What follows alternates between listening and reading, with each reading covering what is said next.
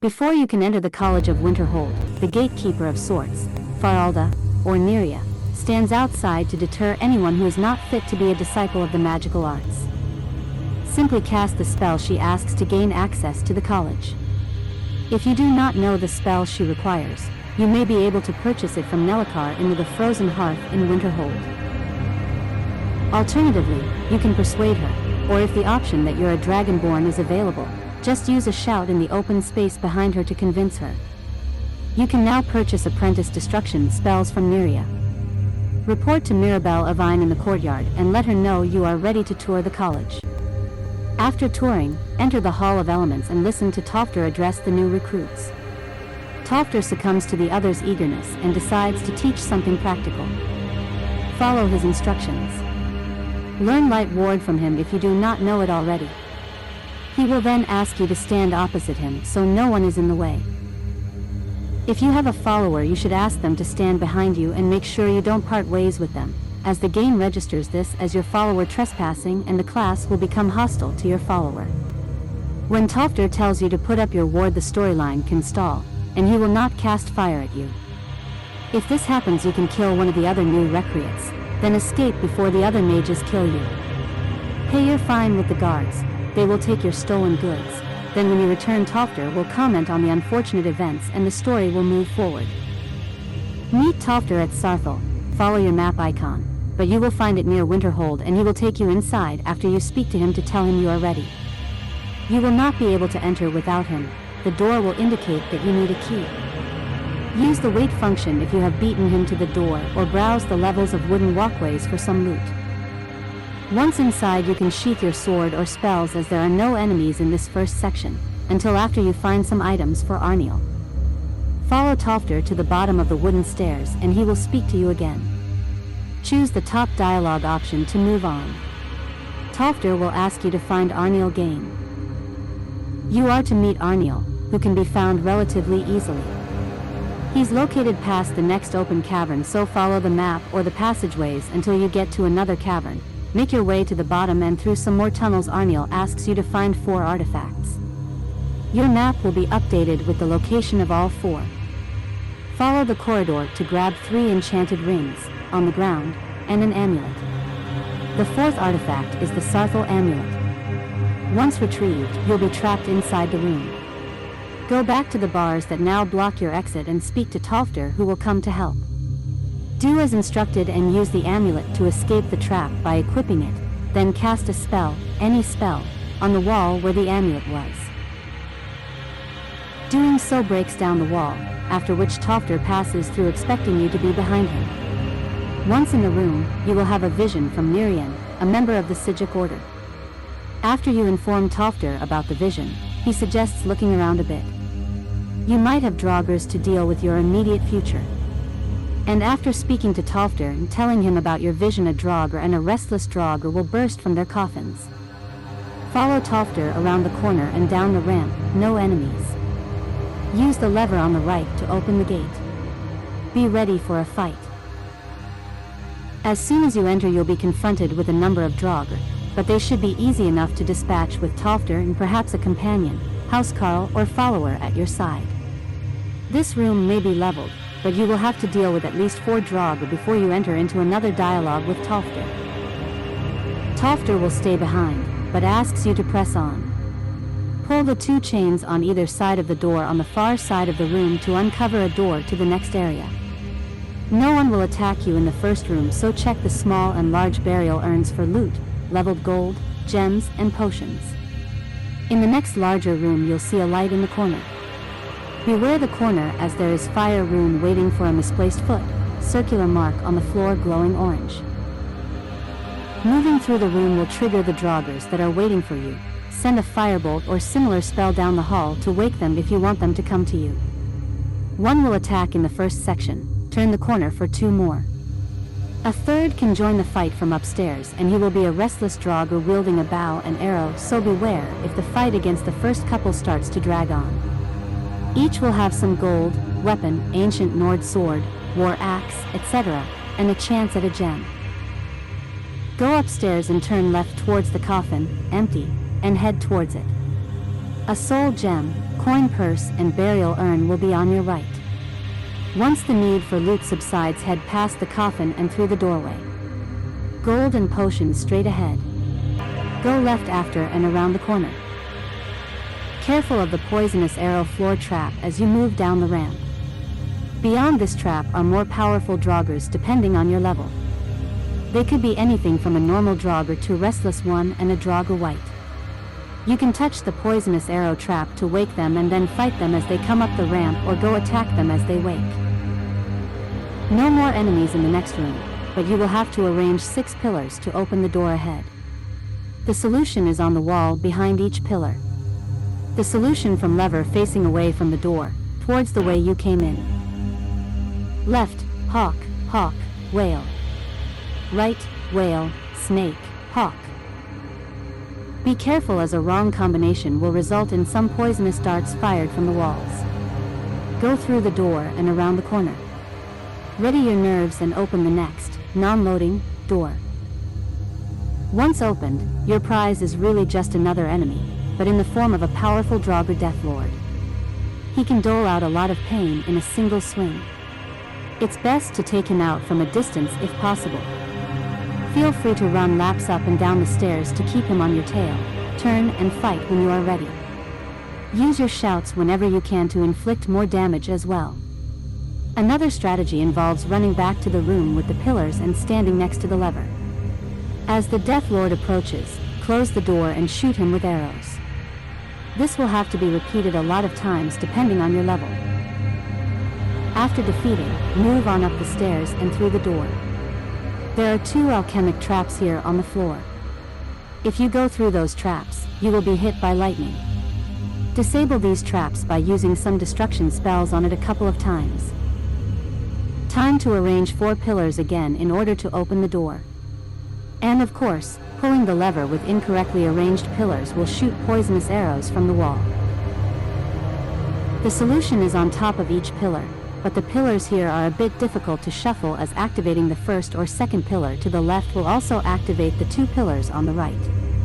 And activating the second pillar on the right will activate the first one on the right. So, here is the combination for rotation. Rotate the first pillar on the left once. Rotate the second pillar on the left once. Rotate the second pillar on the right twice. The first one on the right can rotate individually, so you can rotate that for the correct pillar. After you open the door, Tolfter will catch up with you. Go around the corner and loot what you will. Beware of the foot trap ahead. Move to the next room to face Jirik Galderson. When you first walk in, nothing will happen. Walk to the overlook and you may have to walk part of the way down the ramp on the right to get the sequence to start. Behind Jirik is a giant sphere. As you move down, though, Jirik moves into hostile action. You attacks will not affect him. For the first part of the fight, use wards or a shield to weaken the damage you take. Feel free to conjure something for Jirik to attack.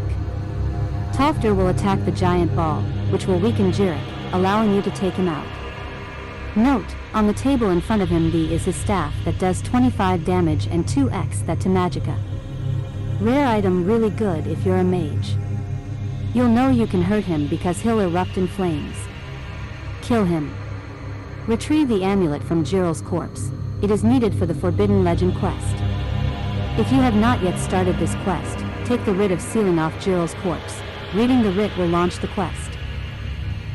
Tolfter will ask you to return to the college and to inform them about the giant sphere that you discovered. Loot the surrounding burial urns and move on. Head to the next room to learn a new dragon shout before leaving. Back at the College of Winterhold, you'll have to find the Archmage Savos Arn. Check your map, most likely in his quarters. Enter the Hall of Elements, go through the door on your right and up the stairs. Tell the Archmage what you found. You'll receive a Staff of Magelight from Archmage Savos Arn as a gift. Sarthal was the first city built in Skyrim after the arrival of Nords from Atmara sometime in the middle of the Merethic era. Sarthal was also the first capital of Nord civilization in Tamriel, as well as the largest of the ancient Nordic cities. The city was destroyed late in the Merethic era by the Snow Elves, and then rebuilt by Isgramor after he retook the city. It was destroyed and finally abandoned sometime in the late Merethic or early First Era. In the late Second Era, the ruins of the city were located by archaeologists near the modern city of Winterhold. After Trinimac and his followers were corrupted into Malakath and the Orcs, they fled to the northern wastes near Sarthal. The Sarthal excavation, circa 4E 201. During the city's construction, the Nords unearthed the Eye of Magnus, which they attempted to keep secret by burying it under the city.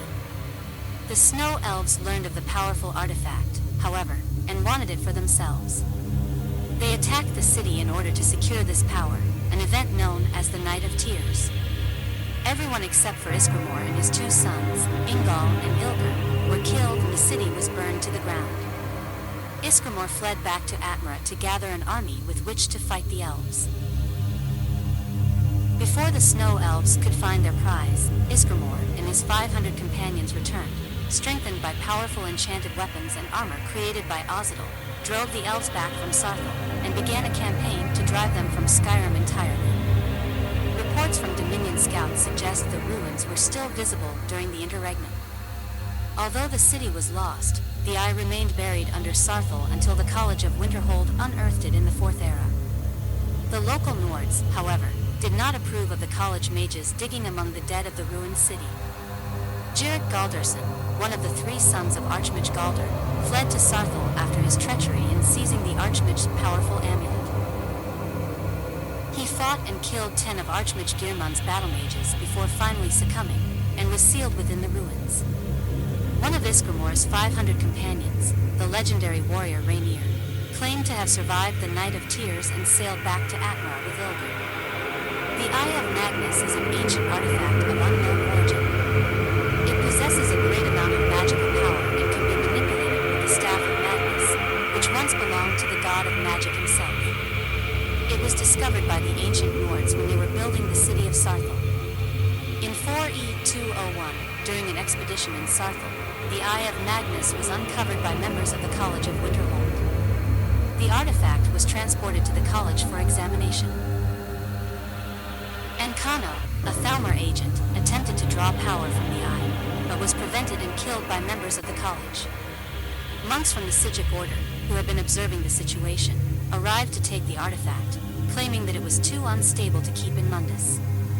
Ankano's meddling with the Eye had long-term effects, causing ruptures to appear across Skyrim, through which dangerous magic anomalies emerged. The college tried its best to close these ruptures using the Staff of Magnus. Ancient Khajiit mythology writes that when Magrus fled from Bothra and Lorkach, he could only see out of one eye and fell into the Moonshadow. Their Azura judged him as too full of fear to rule a sphere, and she tore out his other eye. Magrus left to the heavens blinded, but Azura made of his eye a stone to reflect the Varlian's gate. This is the Ether Prism, which opens at dawn and closes at dusk.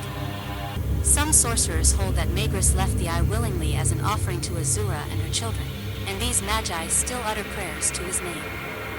However, it is not known if the Eye of Magnus has any connection to this myth. The Eye of Magnus is always upon us, in the spells and enchantments that devout mages conjure. Excerpt from the Lesson of the Divine. Magnus, also known as the God of Magic, the Sun God, the Great Architect, he who abstained, and the Sorcerer King, was a prominent Itiada, one of the original spirits. During the Dawn Era, Lorcan persuaded Magnus and several other Itiada to help create the mortal plane, Mundus. Magnus was said to have been the architect of Mundus, as he created the schematics and diagrams needed to construct it. As Mundus began to form, it became evident that many of the Itiada would be required to sacrifice much of their power in order to form the mortal plane. As their aspects began to die off, many of the Itiada vanished completely. Magnus decided to terminate the project.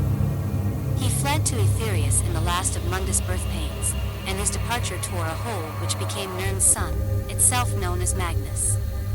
The Itiada who chose to stay became the Elnifei.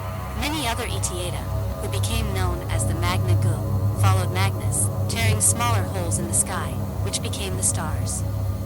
Though it is sometimes believed that the stars are actually fragments of Magnus himself. After Magnus' departure, the Etiata convened at the Adamantine Tower at an event known as Convention and decided to punish Lorcan for his trickery. In the eras that followed, many Aldmerian Bretons venerated Magnus as a god, and he became a part of their respective pantheons. The Aelids, masters of the arcane arts, worshipped him as the god of sight, light, and insight, and were known to dedicate temples in his name. The Priory of the Golden Staff were peaceful followers of Magnus headquartered near Stormhaven, teaching of Magnus' grand design for the Mundus, and his disappointment at the flaws introduced into his creation. They were in possession of forbidden texts that revealed a darker design.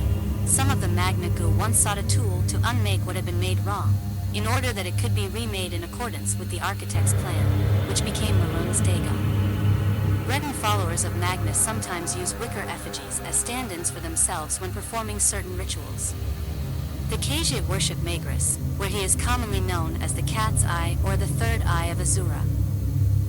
An ancient belief that predate the religious reforms of the Riddledar Epiphany tells a story that when Magrus fled from Bothra and Lorcage, he could only see out of one eye and fell into the moonshadow. There Azura judged him as too full of fear to rule a sphere, and she tore out his other eye.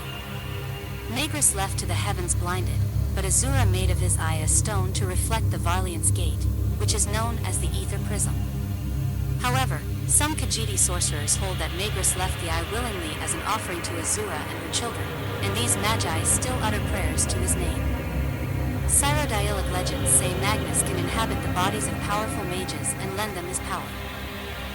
He is also associated with Zarin Arctis, the Under-King, and is sometimes represented by an astrolabe, a telescope, or, more commonly, a staff. He was rumored to have had dealings with the Blades, going as far to entrust them with a map to his staff. The New Life Festival, which takes place across Tamriel, was originally in celebration of Magnus. During the Second Empire, the worship of Magnus was strictly prohibited in imperial society. Morrowind legends, specifically from Vivek's famous sermons, claim that Nerevar was banished from the Library of the Sun by the power of Magnus. Reachmen celebrate their version of New Life Festival, a holiday originally dedicated to Magnus, and pray for Hrakabeg, the aspect of Herson, to protect the sun. He supposedly created and used the Staff of Magnus, one of the elder artifacts of Tamriel. Legend tells that it's the only artifact capable of containing his immense power. In time, the staff will abandon the mage who wields it before he or she becomes too powerful and upsets the mystical balance it is sworn to protect. Another artifact attributed to him is the Eye of Magnus, an ancient relic of immense power that was found buried under the Nordic city of Sarthal in the Merethic era and later rediscovered in 4E 201. In Cyrodiil, a magical stone, supposedly associated with a long-forgotten cult, can be found southeast of Bravel. Known as the Magnus Stone by the populace, it is said to grant a powerful blessing that bolsters the magical abilities of certain individuals. The College of Winterhold is a school for magic in the city of Winterhold. Its campus is imposing and fortress-like, arranged around a large central courtyard and reachable only across a narrow stone bridge. It functions much like the Mages Guild in other parts of Tamriel, but is a resolutely independent establishment separate from the guild. The college holds documents dating back as far as the late Second Era, though the college itself is even older. It is said to have been founded in the First Era by the legendary mage Shaladar, although it is one of many dubious feats attributed to him. One of the oldest reliable mentions of the college comes from the early Second Era. The college is a selective institution, which allows entrance only to those students who prove themselves adept at the magical arts. However, once a student earns admittance, they are granted more freedom of experimentation than in the Mages Guild, with even necromancy regarded as an acceptable arcane practice. The college's main building is the Hall of the Elements, which is used for all kinds of magical practice. It holds the famous Arcaneum Library as well as the Archmage's quarters, while accommodations for students and faculty are provided in separate buildings. Beneath the college campus lies the Midden, a remnant of the college's past where many of its greatest secrets lie. The Rings of Preservation were fabled pieces of jewelry argued by some scholars to have been crafted in the Second Era for the Archmages of Winterhold, to help with their personal protection. In the late Third Era, the college became home to the Esmir Collective, a library rescued from destruction in the East. It became the cornerstone of academic life at the college, and scholars from all over Tamriel descended on Winterhold to study its contents. Being an independent organization, the college was not affected by the dissolution of the Mages Guild following the Oblivion Crisis, and remained studiously neutral despite pressures from the Imperial Synod and the College of Whispers. The college has struggled to maintain its prominence in Skyrim in the Fourth Era for a number of different reasons. The local Nords, who remained skeptical of magic despite the prestige the college brought to their city, became even more distrustful after it came out conspicuously unscathed during the Great Collapse, perched on a surviving, inverted pyramid of rock that juts out of the sea. The college maintains that it was spared thanks to ancient magical protections not afforded to the surrounding city. However, the many troubles of the Fourth Era resulted in a significant loss of their history. The war against the Thalmor caused much magical knowledge and talent to be destroyed, and so the college has dedicated itself to preserving what it can and passing it on to future practitioners of the arts. In 4E201, the college discovered the ruins of Sarthal and found the Eye of Magnus, revealing ancient secrets of such great magnitude that members of the Sigic Order returned to Mundus and journeyed to the college for a rare intervention into the affairs of Tamriel. A Thalmor advisor to the college, Ankano, attempted to harness the power of the Eye for himself, killing several senior college faculty in the process. Ankano was eventually defeated and killed by the soon-to-be Archmage, as the previous Archmage was among those killed by Ankano's treachery.